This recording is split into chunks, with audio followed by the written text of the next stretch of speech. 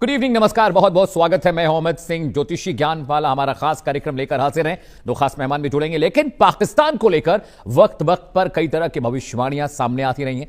कभी आर्थिक संकट को लेकर, कभी राजनीतिक अस्थिरता को लेकर, कभी क्षेत्रीय सुरक्षा चुनौतियों को लेकर। लेकिन ज्योतिष की दुनिया में भी पाकिस्तान की कथित राष्ट्रीय कुंडली को लेकर लगातार चर्चा रहती है। आज हमारे साथ शो में इसी पर हम चर्चा करेंगे। क्या पाकिस्तान सचमुच बर्बाद होने वाला है या फिर ये केवल संकटों से गुजरने वाला दौर है?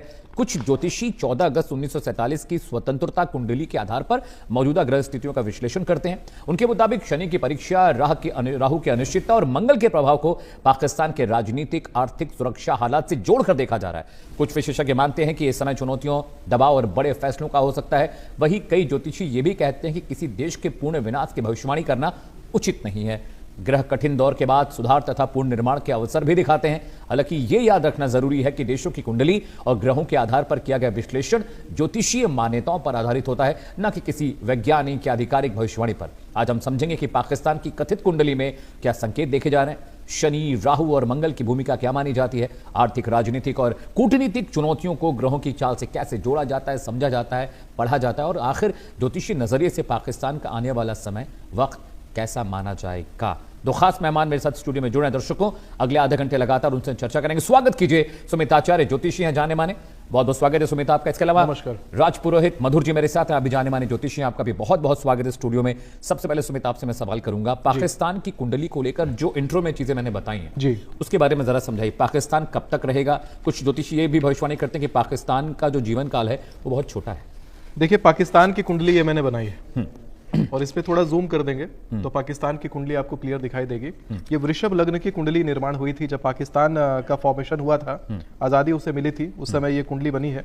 और वृषभ लग्न की कुंडली है, लग्न में ही राहु बैठे हुए हैं। जिसके लग्न में राहु बैठे हुए हो उसका दिमाग बहुत खराब रहता है और उसके जीवन में अस्थिरता रहती है। पाकिस्तान की कुंडली पूर्ण रूप से काल सर्पदोष से ग्रसित है और इसके द्वितीय भाव में चंद्रमा और मंगल बैठे हुए हैं, वो भी मिथुन राशि में। कहते हैं मिथुन राशि के ना मंगल बढ़िया ना चंद्रमा, इसके दोनों ग्रह खराब है। हमेशा पाप कर्म में लिप्त रहेगा, हमेशा अधर्म के कार्य करेगा, कभी भी धर्म यहाँ पनपेगा नहीं, अपने नागरिकों के लिए भी बहुत खराब रहेगा। इस देश का गठन तो हो गया लेकिन ये देश कभी स्थिर नहीं रहने वाला। इस देश को मैं कहता हूं विलीन करवा करके और पुनः भारत में मिला देना चाहिए, तभी ये पाकिस्तान का कुछ हो सकता है। क्योंकि इनके तीसरे भाव में बुध आदित्य योग का निर्माण होता है जो इनको एक वक्ता बनाता है। लेकिन ये जो बुधादित्य योग का तीसरे भाव में निर्माण होता है, ये कहता है कि अगर ये अपने सहोदर भाई से मिल जाए वापस जाकर के, तो जाकर के इनका बेड़ा गर्क वापस इनका बंटाधार हो जाएगा। देखा जाए अगर इनके गोचर कुंडली में तो भारत अभी हावी होगा इनके ऊपर, और हावी हुआ भी। मैंने एक बात कही थी कि देखिएगा 16 मई से लेकर के 14 जून के बीच में भारत कहीं ना कहीं पाकिस्तान के ऊपर बहुत हावी दिखाई देगा। हमजा बुरहान मारा गया कि नहीं? 21 मई को हमजा बुरहान पाकिस्तान के अंदर मारा गया। 3 आतंकवादी पाकिस्तान के जम्मू कश्मीर में घेर लिए गए और दिल्ली में उपद्रव मचाने आए थे ना। ये देखिए, आपकी कुंडली भले वृषभ लग्न की हो, हमारे भारत की कुंडली वृश्चिक लग्न की है और वृषभ पे हमेशा वृश्चिक हावी होता है। क्योंकि वृषभ में चंद्रमा अगर उच्च का होता है तो वृश्चिक में वही चंद्रमा नीच का हो जाता है, यानी कि आपका जो पावर है वो बिल्कुल निरस्त हो जाता है। आपने 11 आतंकवादी को भेजा था भारत देश में, 11 के 11 आतंकवादी पकड़े गए और बहुत बड़ी आतंकी साजिश जो करने आए थे वो आतंकी साजिश भी निरस्त हो गई। ये कुछ ऐसी ऐसी चीजें हमें दिखाई पड़ती हैं। इनके खष्टम भाव में मुझे बृहस्पति दिखाई पड़ते हैं, वो भी तुला राशि में। कहीं से कोई भी एक ग्रह दिखा दीजिए जो पाकिस्तान का उच्च का हो या पाकिस्तान का कोई ग्रह स्वगृही ही हो कम से कम। हर ग्रह के 3 मूल त्रिकोण होते हैं, मूल त्रिकोण में भी कोई ग्रह नहीं बैठा हुआ है। सारे के सारे ग्रह इनके खराब हैं, इनकी कुंडली अस्थिर है बहुत ज्यादा और कुछ भी अच्छा नहीं करेंगे और बहुत जल्दी विलीन हो जाएगा पाकिस्तान।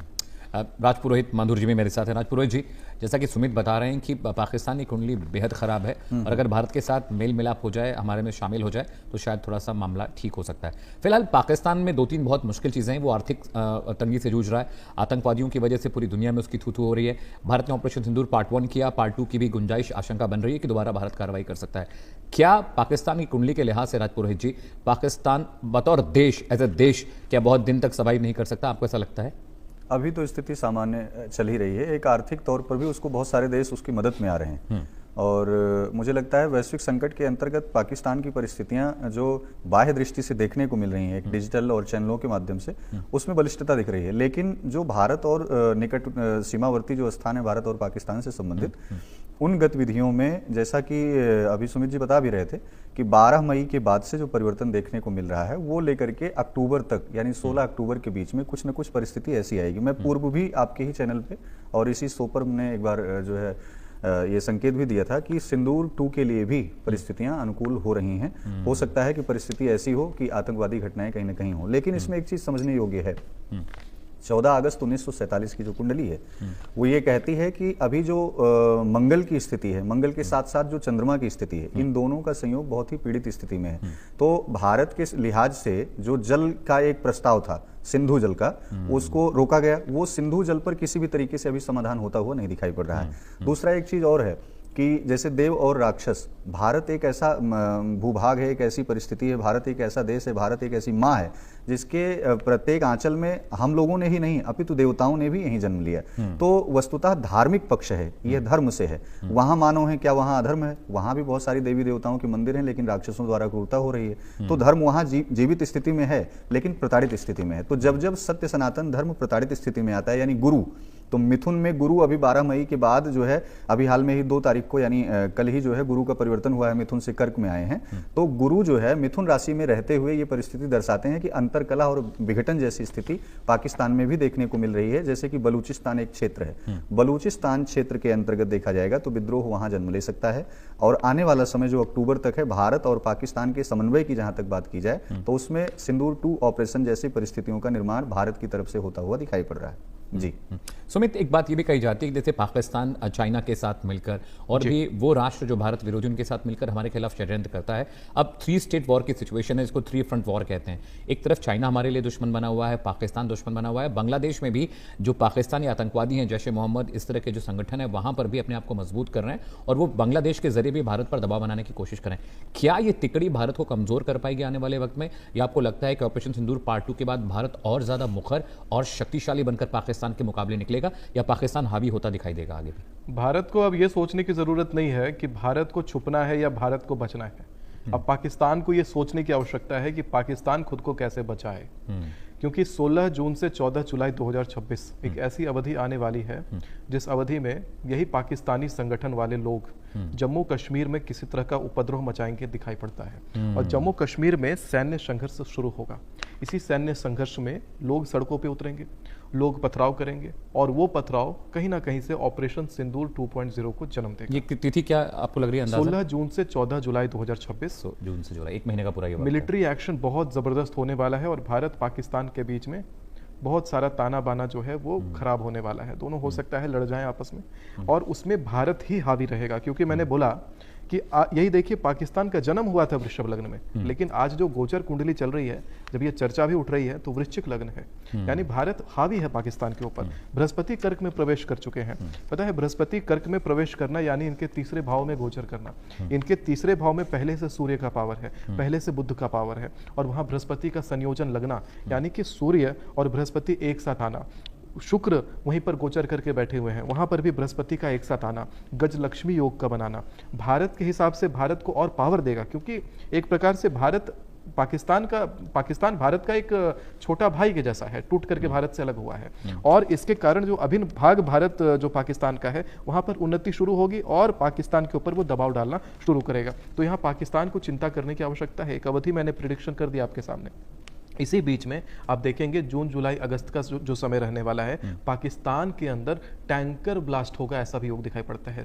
तेल का टैंकर, गर्म तेल का टैंकर, पेट्रोल आदि का टैंकर जबरदस्त ब्लास्ट होगा। पहले भी वैसी वीडियो आज से 7-8 साल पहले रिलीज हुई थी पाकिस्तान से, बहुत लोग मारे गए थे। इस बार भी ऐसा कुछ होता हुआ दिखाई पड़ता है पाकिस्तान के अंदर। और पाकिस्तान में दाम बहुत ज्यादा बढ़ने वाला है, करेंसी उनकी बिल्कुल तेजी से नीचे जाएगी और पाकिस्तान में महंगाई इतनी बढ़ेगी कि भारत में एक बड़ा मीम का टॉपिक रहेगा शेयर मार्केट पाकिस्तान का बिल्कुल कोलैप्स रहने वाला है। हाँ, पाकिस्तान के आवाम में देखेंगे भारत को लेकर के अलग सहानुभूति, भारत को लेकर के प्रेम डेवलप होने लग जाएगा।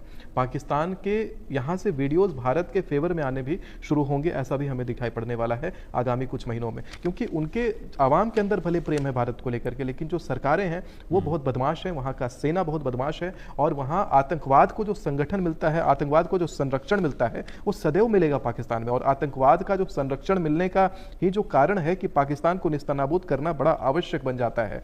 और कहते हैं कि आज हमने अगर किसी ने हमें पीड़ा पहुंचाई है, किसी ने हमें कष्ट दिया है, तो उसको जड़ से समूल नाश कर देना चाहिए। चाणक्य ने जिस प्रकार से धनानन का नाश किया था, उस प्रकार से पाकिस्तान का समूल नाश हो जाना बड़ा आवश्यक है, तभी जाकर के भारत भी उन्नति करेगा। और उसी उन्नति को देखते हुए भारत पाकिस्तान के विरोध में कुछ बड़े एक्शन भी लेगा, क्योंकि पहला उपद्रव पाकिस्तान मचाएगा, कश्मीर के अंदर हिंसा करवाएगा। पाकिस्तान की तरफ से एक चीज और मुझे देखने के लिए दिखाई पड़ रही है कि 16 जुलाई से लेकर 12 अगस्त 2026, ये अवधि आप नोट करेंगे, 16 जुलाई से 12 अगस्त 2026 दिल्ली एनसीआर के क्षेत्र में किसी प्रकार का आतंकवादी से संबंधित उपद्रव पाकिस्तानी लोग मचवा सकते हैं। और ये उपद्रव अगर मचता है तो उससे संबंधित जितने आतंकी होंगे वो पकड़े जाएंगे। इस बड़े उपद्रव को, उससे भी कुछ बड़ा प्लान करके आए होंगे भारत में, उस उपद्रव को भी रोक दिया जाएगा, यानी कि बहुत ज्यादा बाल बाका नहीं कर पाएंगे। और उसके बाद जो धुआंधार पाकिस्तान का विनाश होगा आने वाले समय में, वो देखने लायक होगा। यानी पाकिस्तान घुटने टेकेगा, भारत के समक्ष घुटने टेकेगा। और जो आपने प्रश्न किया कि चीन के साथ, कभी फलाना देश के साथ वो संगठन बना करके भारत के खिलाफ कार्य करता है, बिल्कुल जो अधर्मी पक्ष हैं, कहते हैं कि शेर अकेला चलता है, सुअर झुंड में आते हैं। तो सुअर है वो सब, और सुअर झुंड में ही आएंगे। और ये बड़ा एक कारण है कि ये सब अलग अलग देशों के साथ में ग्रुपिंग बना करके हमला करने की कोशिश करते हैं। सब कुछ नाकाम रहने वाला है। बृहस्पति अब कर्क में है, और पूरे के पूरे अगले 1.5 साल तक आप देखेंगे कि पाकिस्तान के ऊपर भारत इतना हावी रहेगा कि इंटरनेशनल चर्चा का विषय रहने वाला है ये पाकिस्तान के ऊपर भारत का हावी होना। राज पुरोहित जी, इस बात को लेकर बड़ा मतभेद रहता है। कुछ ज्योतिषियों से मेरी बात हुई तो उन्होंने कहा कि जिस तरह का खान पान है पाकिस्तान का, जिस तरह की वहाँ की रवायत है, वहाँ का जो ट्रेडिशन है, वो एक बहुत बड़ी वजह बनेगा पाकिस्तान के खात्मे की।